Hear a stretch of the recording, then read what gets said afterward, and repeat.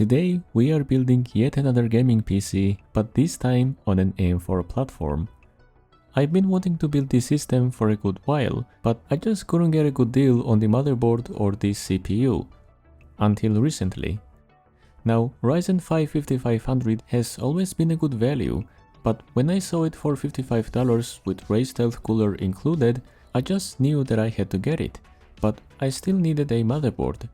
Thankfully though, I came across this A320MF from Asus for just $50, which was just insane of a deal. And no, this is not second hand, all of these parts that we'll be using in this build are brand new. By the way, did you know that you could unscrew the fan from this cooler and rotate the logo any way you want? This is how it normally looks like if you install it as is, and this is how it can look like if you decide to rotate the logo. Now let's prepare the case for the build. This is an MSI MechForge M100A. It's one of my favorite cases for MATX builds, because it's not only cheap and really easy to work with, but it also comes with 4 pre-installed rainbow LED fans. In my country, we can get these cases for around $35. A pretty good deal if you ask me. And in terms of quality, it's actually way better than you might think.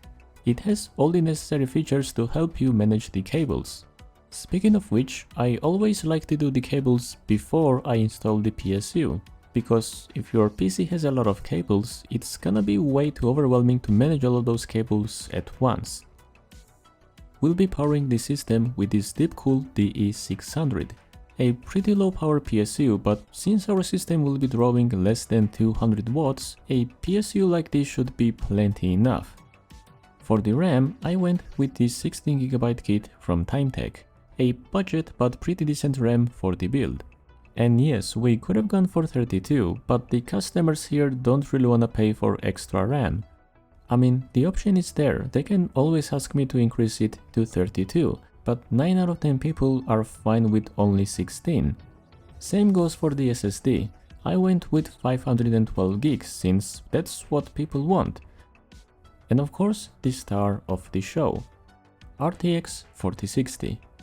Not the type of GPU that a lot of people will praise, but when the budget is low and the customers are asking for an Nvidia GPU, this is pretty much the only choice. And yes, you can get a better one if you buy used, but today we are going for a brand new GPU.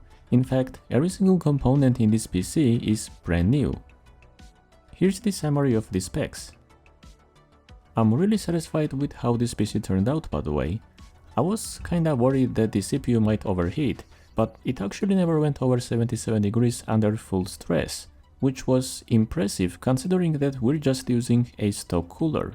But I bet you guys wanna know how this PC performs in games. So why don't we move on to the benchmarks and see what this PC can do.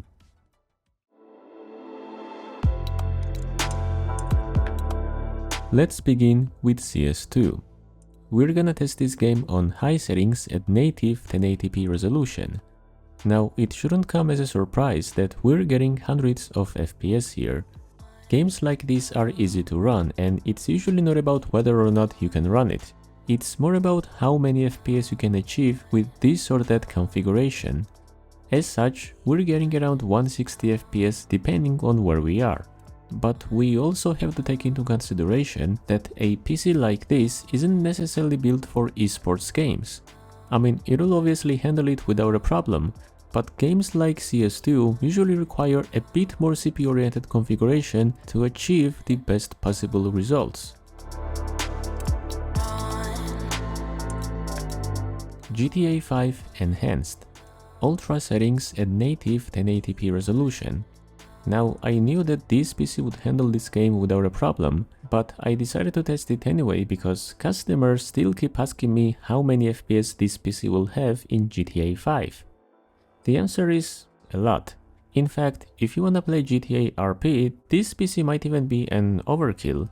And sure, if you wanna have 200 FPS on ultra settings with ray tracing enabled, then it's completely different. But if you wanna enjoy this game on the highest settings at 100-ish FPS, then this PC should more than satisfy your needs. Cyberpunk 2077.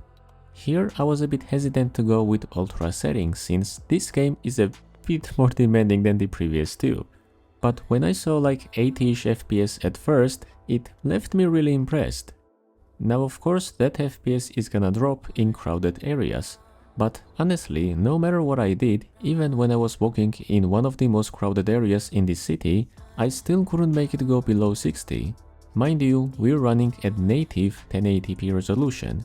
And if you enable DLSS as well, you'll probably get like 100 FPS. But when the game is running this well on a native resolution, I don't think you need to use any sort of upscaling features. God of War Ragnarök, a new addition to our benchmarks. I was waiting to buy this game for the longest time because it actually wasn't available in my country for whatever reason till now. Anyhow, we'll be testing this game on ultra settings at native 1080p resolution. And you can probably see that I have not really progressed into the game yet, but judging by how many FPS we're getting here, I'm pretty sure that it'll stay well above 60 if and when we move into a more demanding area. Hogwarts Legacy. Now here I was a bit confused when I saw the FPS dip into 50s. I mean, I know that the game is demanding, but I was still shocked by the results. 60ish FPS would actually have been fine in many games, but Hogwarts Legacy is really action intensive and I was already feeling the delay the moment I entered the world. So I decided to go from ultra to high, and it not only fixed the delay in responsiveness, but it also increased our FPS from 60 to 80, which I gotta say was a pretty significant improvement. Warhammer 40k Space Marine 2. This game has received a few graphical improvements since it got released, most of which were pretty insignificant, but I'm pretty sure it was running well over 60 FPS on a Ryzen 5 5500, because I used to have this exact CPU in my main system and I don't think I can recall it being this bad. And yes, I did try lowering the graphics from high to low or something. I literally tried disabling every single setting. I mean, I even tried using DLSS, as if would have made any difference cause the GPU wasn't the limiting factor. But no matter what I did, I just couldn't make the FPS go any higher. Technically, we should be getting more FPS, but oh well, it is what it is and it's not like we can do more than what we already did. Overall, what can I say? I thought that RTX 4060 was a lot worse. People do really like to express themselves whenever they see a bad GPU, but from my personal point of view, there's no such thing as bad GPU, there's only bad price. And considering that I bought this RTX 4060 like $100 below our market value, I'm really in no position to complain. And yes, new 4060s on our market cost $330 at best. As for the other hardware, it's not really as bad, but it's still quite shocking how much more we have to pay here. But tell me what you think. What are the prices like in your country? And would you guys be able to build a better gaming PC for the same price?